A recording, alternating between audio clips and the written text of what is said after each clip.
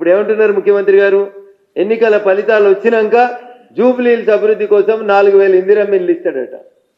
అన్న 23 నెలకోలు ఎవరు ఆపిరన్న? మేము ఆపినామా? ఎందుకు ఇవ్వలేదన్న 23 నెలకోలే? చచ్చిపోయిన మాగంటి గోపీనాథ్ గారు ఆపిర్రా? కేటీఆర్ ఆపిండా? ఎవరు ఆపినరు? ఎందుకు 4000 ఇందిరమ్మ ఇల్లు ఇచ్చేందుకు మిగతా అన్ని జిల్లాలలో ఇచ్చిరు కదా, ప్రతి అసెంబ్లీకి 3000 ఇందిరమ్మ ఇల్లు ఇచ్చిరు కదా. మరి జూబ్లీ హిల్స్ నియోజకవర్గానికి 4000 ఇల్లు ఇచ్చేందుకు ఎన్నికల ఫలితాలు వచ్చినాక ఇచ్చుడేంది? అంటే ఇదేంటంటే మోసేకి బెల్లం పెడితే వెనకాల ఉన్నాడు చూస్తాడు, ఎలక్షన్లు అయిపోయినాక ఇందిరమ్మ ఇల్లు వస్తుందేమో, ఎలక్షన్లు అయినాక ఇందిరమ్మ ఇల్లు వస్తుందేమో అనేటువంటి పంచాయతీ తప్ప ఇంకొకటి కాదు. అందుకని గెలుస్తాం ఓడుతాం రాజకీయాల్లో, ప్రజలు ఆశీర్వదిస్తే ఎన్నికలైనా ఉప ఎన్నికలైనా గెలుస్తాం. భారతీయ జనతా పార్టీ గెలిచిన ఉప ఎన్నికలు ఈ రాష్ట్రంలో ఎవరు గెలవలేదు. టీఆర్ఎస్ అధికారంలోకి వచ్చినాక ఖమ్మం జిల్లా దగ్గర నుంచి మొదలుకుంటే, నల్లగొండ జిల్లా నుంచి మొదలుకుంటే, మా మెదక్ జిల్లా నారాయణఖేడ్ దాకా 7 ఉప ఎన్నిక జరిగిన మీ కాంగ్రెస్ సిట్టింగ్ స్థానాలను అన్నింటినీ కోల్పోయింది. కానీ భారతీయ జనతా పార్టీ ఎన్ఎం శ్రీనివాస్ గారెడ్డి దగ్గర నుంచి మొదలుకుంటే, ఎండల లక్ష్మీనారాయణ గారి దగ్గరికి, రఘునందన్ రావు దాకా, ఈటల రాజేందర్ దాకా పోటీ చేసినా ఉప ఎన్నికలలో గెలిచినటువంటి చరిత్ర భారతీయ జనతా పార్టీ. కాబట్టి భయం పట్టుకొని ఏది పడితే మమ్మల్ని తిట్టడం సమంజసం కాదు. ఓట్ల కోసం స్థాయి దిగజార్చుకోవద్దు ముఖ్యమంత్రి గారు. ముఖ్యమంత్రి అనేటువంటి పదానికి ఉండేటువంటి హోదాను, గౌరవాన్ని, స్థాయిని గుర్తుంచుకొని మాట్లాడు తప్ప 4 ఓట్ల కోసం చిల్లర మాటలు మాట్లాడి ఆ పదవి స్థాయిని, మీ స్థాయిని తగ్గించుకోవద్దని ఈ సందర్భంగా ముఖ్యమంత్రి గారికి హితవు పలుకుతూ, 12వ తారీఖు చాయిస్ ఈజ్ యువర్స్, వేదిక కూడా మీదే. ఒకరిని రమ్మంటే ఒకరమే వస్తాం, ఇద్దరిని రమ్మంటే ఇద్దరమే వస్తాం. కాళేశ్వరం పంచాయతీ, పీసీ ఘోష్ కమిషన్ నివేదిక, మీరు ఏ దాని మీద చర్చించేందుకైనా కిషన్ రెడ్డి గారి తరఫున పార్టీ నుంచి ఎవరిని రమ్మన్నా వస్తాం. లేదు మా స్థాయి పెద్దది అనుకుంటే గౌరవనీయులు కిషన్ రెడ్డి గారిని తీసుకొని రమ్మన్నా వచ్చి చర్చించడానికి మేము సిద్ధంగా ఉన్నామని ఈ సందర్భంగా తెలియజేస్తాం.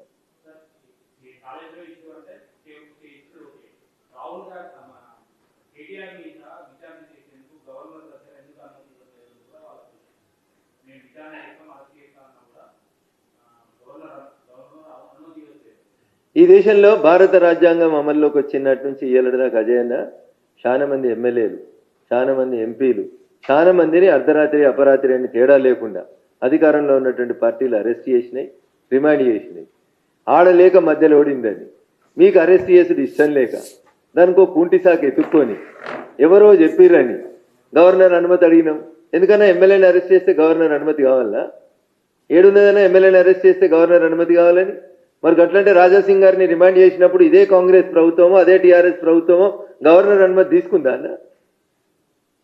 ఈ రాష్ట్రంలో ఈ దేశంలో ఏ ఎమ్మెల్యే అరెస్ట్ కాలేదన్న? వాళ్ళందరి అనుమతులకి గవర్నర్లు అనుమతులు ఇచ్చిర్రా అన్న? వాళ్ళందరి అరెస్ట్లకి మేము ఏదైనా కార్యక్రమాన్ని పోతుంటాం, అర్ధరాత్రి అపరాధాన్ని మమ్మల్ని ఎత్తుకపోతలేరా అన్న? పోలీసులు అరెస్ట్ చేస్తలేరా?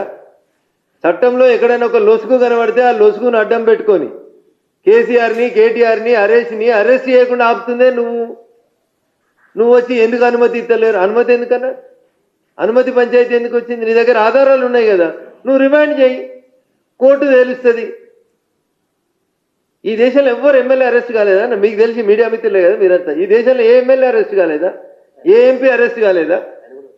రేవంత్ రెడ్డి గారిని అరెస్ట్ చేసిన రోజు పోనీ గవర్నర్ అనుమతి తీసుకుంటా ఆ రోజు కేసీఆర్? ఇలా కేటీఆర్ని అరెస్ట్ చేయమంటే గవర్నర్ అనుమతి ఇస్తలేడు, బీజేపీ వాళ్ళు అంతే పడుతున్నారు. మధ్యలో మాకేం పంచాయతీ అన్నా?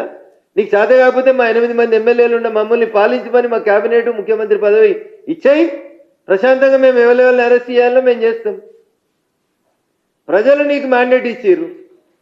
నేను అరెస్ట్ చేసిన, నేను అడుగుతున్న వేరే వాళ్ళ పంచాయతీ మర్చిపో, నిన్ను అరెస్ట్ చేసిన రోజు గవర్నర్ అనుమతి ఇచ్చిర్రా? మీరు ఎంపీగా పార్లమెంట్ సమావేశాలు అటెండ్ అయ్యి ఎయిర్పోర్ట్లో దిగితే నీ భాషలో చెప్పాలంటే గదేదో పిచ్చకుంట్ల ఫామ్ హౌస్ మీద ఒక పిచ్చకుంట్ల డ్రోన్ ఎగిరేస్తే నిన్ను గొరగొర గుంజుకపోయి చెర్లపల్లి జైల్లో వారేయాలి 10 రోజులు. మరి ఎప్పుడేమన్నా గవర్నర్ అనుమతి ఇచ్చిర్రా? ఇలా కేటీఆర్ ఏంది, ఆయన ముఖ్యమంత్రిరా గవర్నరా?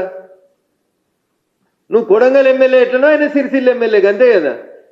ఒక ఎమ్మెల్యేలు అరెస్ట్ చేసినందుకు గింత భయం ఎందుకన్నా రాష్ట్ర ప్రభుత్వానికి? నేను ఎప్పుడో 1952లో అరెస్టుల గురించి చెప్తలేనన్నా. 2015లో తెలంగాణ వచ్చినాక నిన్నే గుంజుకపోయారు కదా 2 సార్లు గొరగొర్ర. ఆ రోజు గవర్నర్ అనుమతి తీసుకున్నారా అని ఎవరన్నా అడిగినరా? ఇవన్నీ ఆడలేక మధ్యలో ఓడినట్టు తప్పించుకోవడానికి ఆ కుటుంబాన్ని అరెస్ట్ చేయొద్దని మీ ఏఐసిసి పెద్దలు చెప్పిన సూచనల మేరకి మీరు అబద్ధాలు ఆడుతూ టైంపాస్ చేస్తూ ఉన్నారు తప్ప మీ మాటల్లో నిజాయితీ, మీరు ప్రతిపక్ష నాయకుడిగా ఇచ్చినటువంటి ఉపన్యాసాల్లో చిత్తశుద్ధి లేదనేది ప్రజలకు చాలా స్పష్టంగా అర్థమవుతుంది.